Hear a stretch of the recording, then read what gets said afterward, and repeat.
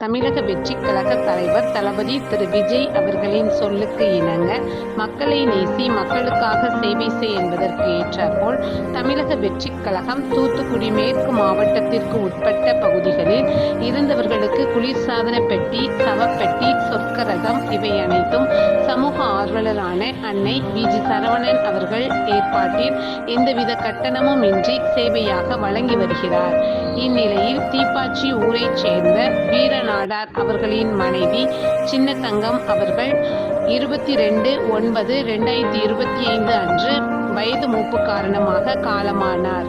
அன்னாருடைய பூத உடலை அடக்கம் செய்வதற்கான சொர்க்கரதம், ஃப்ரீசர் பாக்ஸ், குளிர்சாதன பெட்டி இவை அனைத்தும் மனிதம் நிலைக்க தமிழக வெற்றிக் கழகம் தூத்துக்குடி மேற்கு மாவட்டம் சமூக ஆர்வலரான அன்னை வி.ஜி. சரவணன் அவர்களின் சார்பில் எந்தவித கட்டணமும் இன்றி சேவையாக வழங்கப்பட்டது.